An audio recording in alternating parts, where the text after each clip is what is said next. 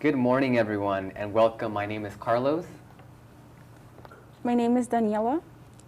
My name is Lizette, and today our focus is living through COVID-19. Our generation focus on safety and better practices. As you may know, confirmed COVID-19 cases are on the rise in Santa Clara County. Take a look at the update from our data dashboard as of yesterday. There is 8,533 cases, 181 deaths, and 1 new death. Our thoughts are with the families who have lost loved ones due to COVID-19. Lizette, as you can see on the dashboard, the 20 to 29 age group make up the majority of COVID-19 cases here in the county.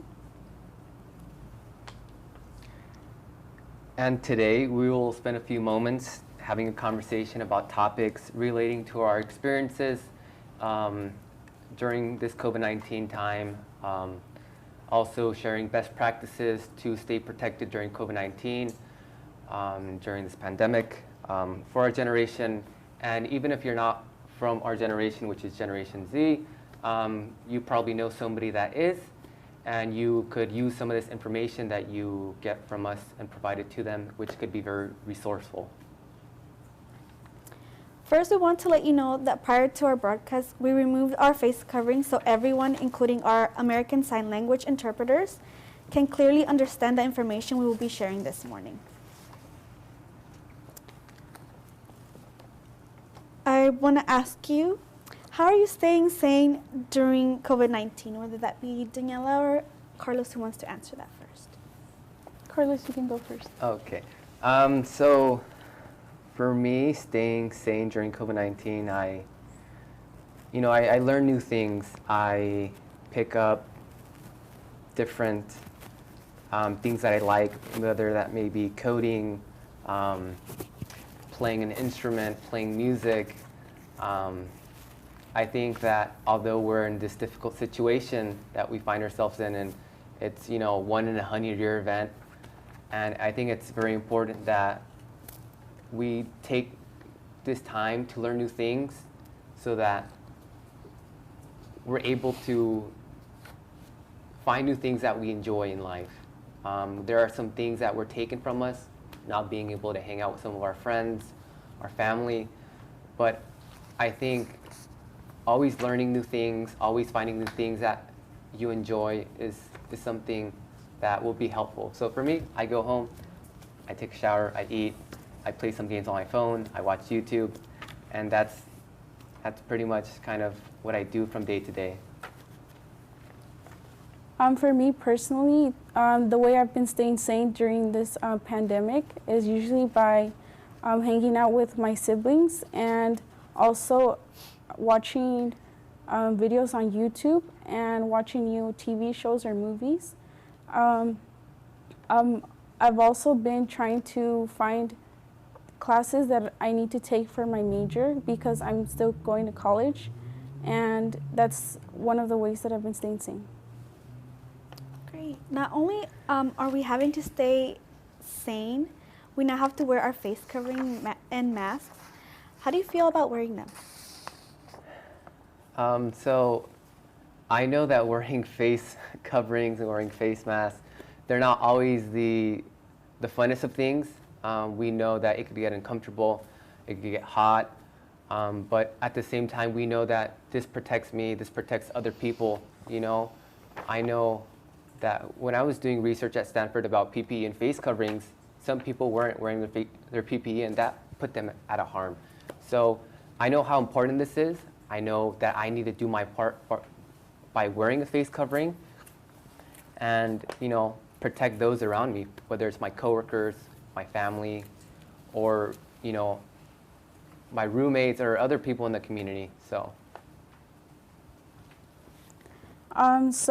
for me, wearing masks, sometimes it does get uncomfortable sometimes, especially when it's very hot. So then it starts to get very humid with the mask. But I just remember that I have to be safe, especially since I do go home to my siblings and my mother. And I know that in order for me to be healthy, it's going to help them later on. And I think it's very important to be wearing masks because it does minimize our risk, and also it slows down the spread of the coronavirus. And some ways that I've been remembering to take my mask when I leave home is usually by putting a reminder on my phone, or sometimes my siblings or my mom reminds me to take my mask when I leave. Yeah, and another thing about that, I always have extra face coverings, whether it's in my car, my apartment, always having a spare one just in case, it gets soiled or you lose it. Anything can happen with the face covering.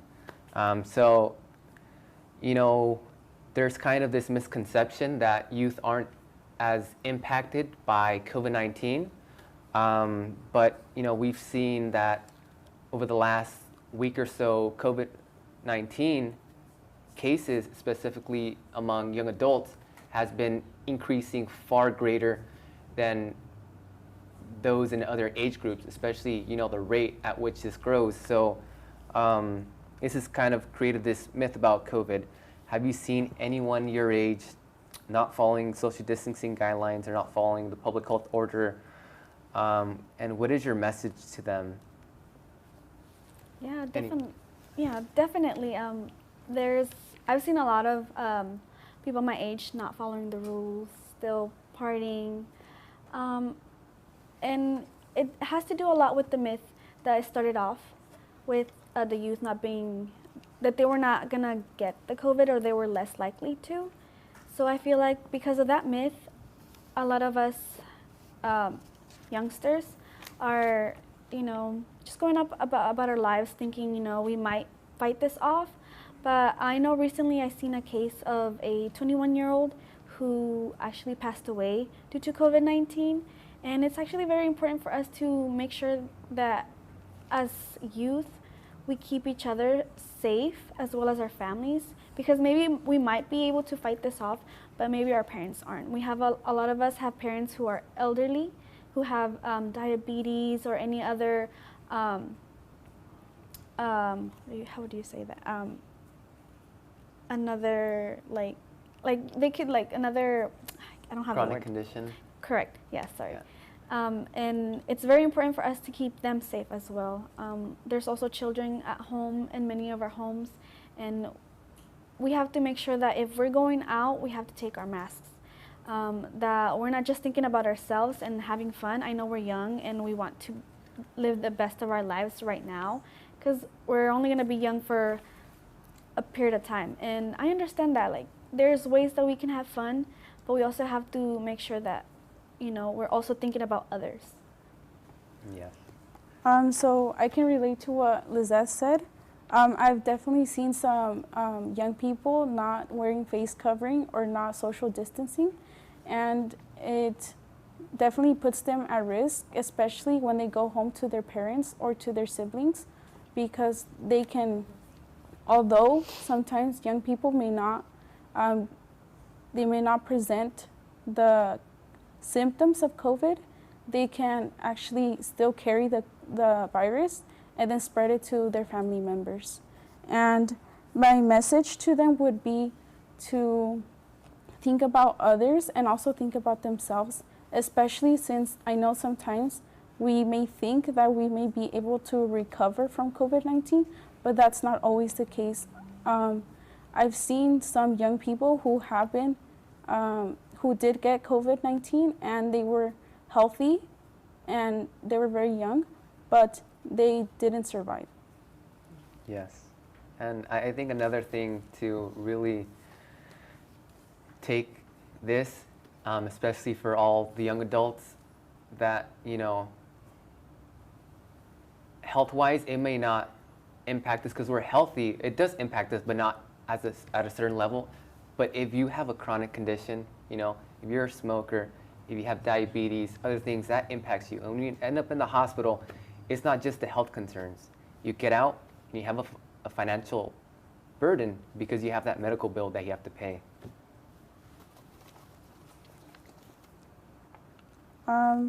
I would also like to point out that it's not just smoking. I think also it has to do with vaping or like the consumption of alcoholic beverages that can also increase your risk of getting COVID-19. And so hanging out with friends right now is off the table. And sometimes we want to hang out with our friends. So how is this affecting you mentally because of distance we've had to keep because of COVID?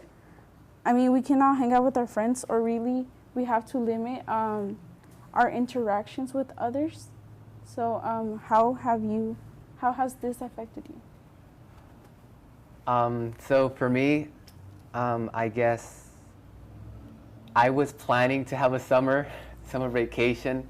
That completely was thrown out the window. So I'm kind of bummed out on that, but I think at the same time, it gives me a time to, develop new things, new skill sets, prepare for college. And as for hanging out with friends, I know I can't do that, but that we're at a digital age where we can communicate with our friends, family through our phones. They're just one click away. So sometimes I'll go on Twitch and see my friends stream, right? And I just type in the chat, and it's kind of fun for me because I'm not very good at video games. So watching somebody that's actually good at video games, and kind of makes me feel that I'm actually winning, but they're winning. So. Yeah, yeah, definitely. It's hard, especially because I love socializing. So it was a bit difficult for me to try to switch from, in person to digital. And at first it was like a bummer. I know a lot of us too were, at least my friends who were graduating, they were super excited to, graduate and just be in that person. And that all changed. It was kind of discouraging for many of us. It was a place of, how long is this gonna last? So it was a lot of that, and how Carlos had said, we're in a digital age, so that helped a lot, communicating with our friends, finding new ways to hang out virtually. I know right now, we have the parks that are open, the hike and the trails that are open. So, if you do go out with your friends, make sure that you stay within those friends. Don't try to go out to more or anything. And if you go out to the trails or to the parks, make sure that you have your mask and limit those interactions as much as you can. Sometimes, it's really hard not to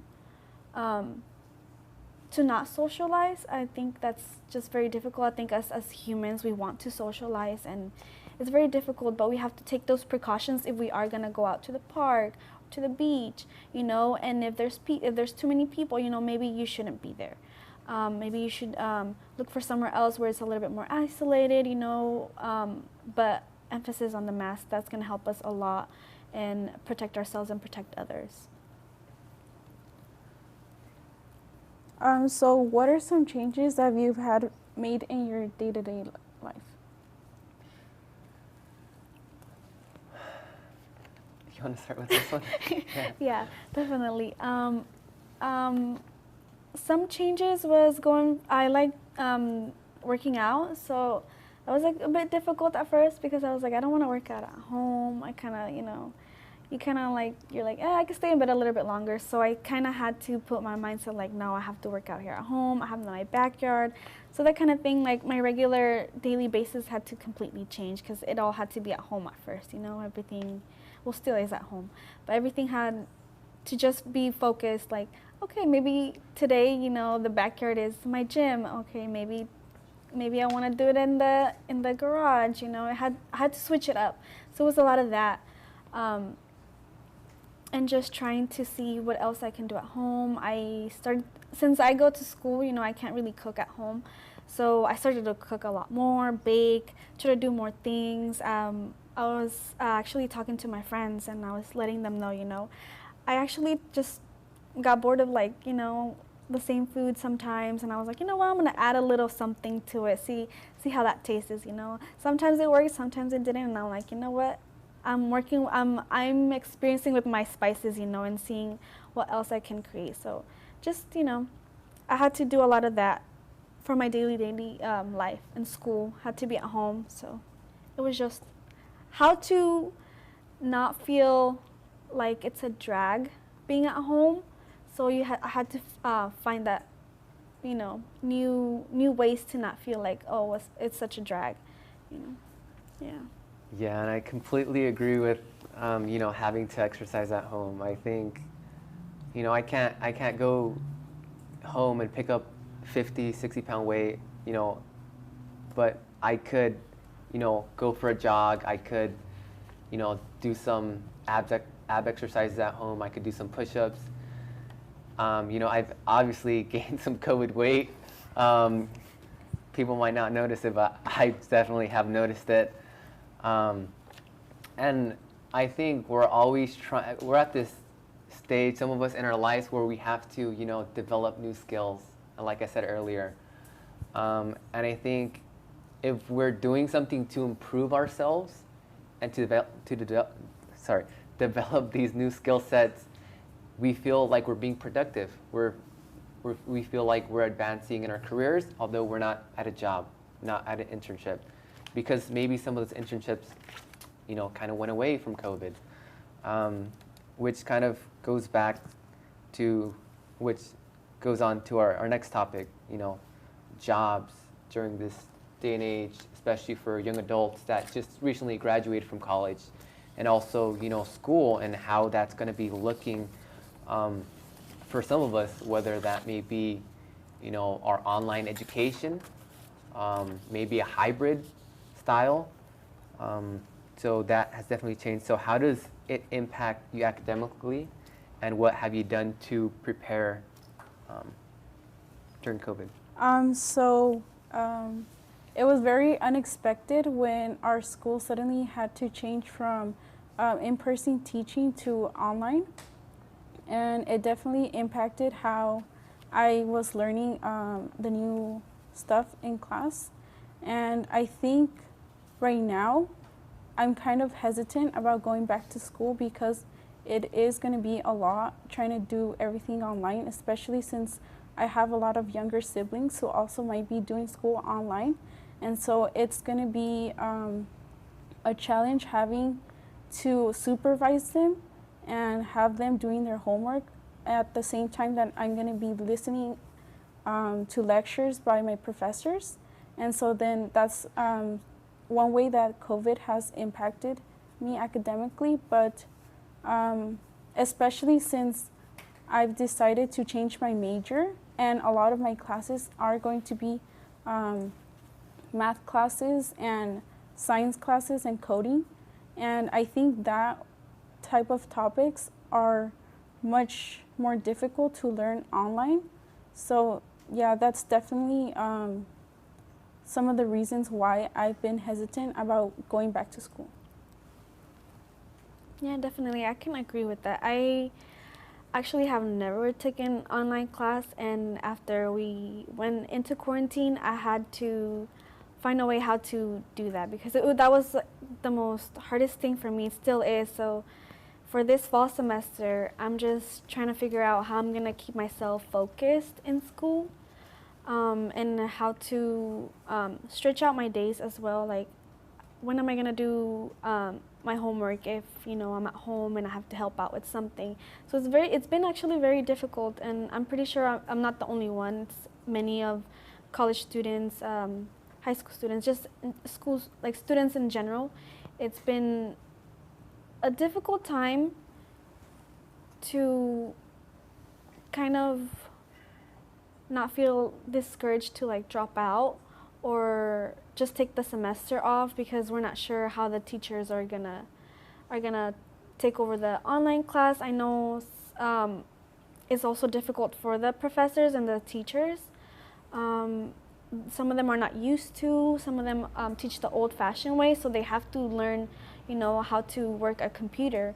And I think just right now it's very difficult for us as students to actually feel like we're focused in school, focused in our subjects, and how Daniela said, she's switching a major. That's a whole other process that you have to go through when you're doing that. So I think just school in general is going to be a little bit hard, but I know that with the right steps and preparing ourselves would definitely help a lot more coming into this fall semester than it was when it was just so abruptly like you're going into online school. So that was for me like the most hardest thing. But right now that I know that I'm going to be doing online, I feel like I can prepare myself more. So I think also my tip to anybody who's in the same page as me who's never done online classes is, you know, just prepare yourself. Try to talk to your teachers in advance, how they can help you, you know, also transition, or if also they're transitioning, ask them what has helped them as well, or your peers, your what is it called? If you have siblings, I know I have siblings as well. Just be a hand to them, and you know, I'm sure that they're gonna lend you a hand or tips as well. Yeah. I completely agree with both of you. You know, it's definitely difficult changing from in-person to online. I know I absolutely love in-person class just because, you know, I get to interact with my peers, with my professors, and, you know, during this kind of, towards the end of the semester, I was interacting with some of my former professors, and, you know, it was difficult for them as well, and kind of getting students to kind of participate, and, you know, I mean, that's a different story. But I personally love in-person learning, and, you know, for me starting my master's at Berkeley, I know that that's going to be a completely different style of learning. For me, you know, getting assimilated to a different university, different teaching style, different professors, it's definitely going to be difficult. And so, you know, there's something else, you know, like I mentioned, work. For some of us that just graduated, you know, going out to the workforce, we're not just competing with other people that just graduated, we're also competing with people that actually lost their job as a result of COVID-19. So maybe discuss, you know, how there's fewer jobs to some of your friends right now and kind of how they're feeling, and, you know, what your advice is to them. Yeah, definitely. I think even like for jobs it's been difficult. There's a few friends who've applied to many places, you know, but as we all know, there's limited available positions during this time, especially because we have to social distance. We have to make sure that everything is good. So right now it's very difficult. I know that after I finish my internship, I'm going to try to see if I can also find a job. And how you said, you know, a lot of people are coming, they're graduating, they want to find a job, and that's super difficult. I know it is already difficult when the pandemic wasn't happening, so it's definitely even extra, you know, like it's 10 times more difficult to find a job as a graduate student. So I honestly don't know how they have coped with it, you know, because I haven't graduated, and I'm glad that you said that, you know, you're competing, and that's good to know, because I know a lot of the youth who are watching, they're like, you know, I feel the same, I don't know what to do, but just don't get discouraged, you know, just because this is happening, continue to practice your skills at home, you know, if you're not good at an internship, practice, be like, you know what, I'm gonna present myself, I'm gonna build this portfolio for myself, and, you know, as soon as I get the chance, go for it. Don't try to limit your options. If right now, you know, you have to work at a grocery store or anything like that, take it and take the opportunity to be like, oh, you know, after this, I'm gonna go even 10 times more harder to get that job that I actually really wanted. Because I know, you know, this is gonna be a temporary thing. We're not sure, you know, how long, but it is temporary. It's not forever. As long as we follow, you know, the guidelines and everything like that, we're gonna get back to it. So right now with jobs is very difficult. I know for me, it's just, you know, it sometimes can get discouraging, but we have to keep pushing, definitely. I definitely have to agree with Lizette. I think right now, a lot of people my age find it very difficult to find a job, especially since we're competing with a lot of people. So like my mom, right now she's having trouble finding a job. So basically, like people my age, people that are the same age as my mother, and people that are the same age as my brother who just turned 16. And so like it's like three of us that are trying to find jobs. So basically, it's like we're competing with people of the same age as us. And I think, especially right now, it's even more difficult because of the pandemic. And right now, currently, I'm lucky to have a job with being a part of the New Americans Fellowship Program. But after this, it's there's uncertainty about where I could apply, and that's also another reason why I've been hesitant about continuing my education, because I also have to provide for my family with, because my mom, she also lost her job. So yeah, that's something that affects us all. Yeah. It's a difficult time, and you know, it's important that during this difficult time that we're waiting for a job to pop up, we develop new skill sets, you know, contact professors, former professors, reach out to them, ask them, hey, do you know somebody that's hiring? Do you know somebody that needs volunteers? Because sometimes these volunteering or internships, they turn into jobs. So, you know, reach out to your connections, you know, reach out to maybe a career center, and you know, find new things that you could do. We definitely want to see the confirmed cases of COVID-19 numbers fall for our age group and everyone else in the county. So I want you guys to share a few best practices to limit the spread of COVID. So number one best practice, don't leave your house. It's plain and simple, right? You can't get exposed if you don't leave the house. But other than that, obviously, you know, social distancing, we know for a fact, you know, if you social distance, your exposure level decreases. If you wear a face mask, your exposure level decreases. If you wipe down surfaces that may have, you know, these microbes that kind of spewed out from somebody's mouth and kind of fell and settled onto a surface, I touch it, you know, I touch my face, you know, don't do that. So I think that's kind of a best practice. If you don't need to go to the grocery store 20 times a week, just don't do it. You know, some of us may go to the grocery store, say, oh, I forgot to grab this. Do I really need to grab that? Go back just to that one item? Probably not. But, you know, just reduce your exposure as much as possible. Take the trips that you need to take, and don't do anything else that puts you at a greater risk. I know it's summer. We want to hang out. We want to go to the beach. I mean, I haven't gone to the beach in such a long time. And, you know, I could just smell like the fresh salt water. And, you know, I miss it. But I know that I have a social responsibility to do.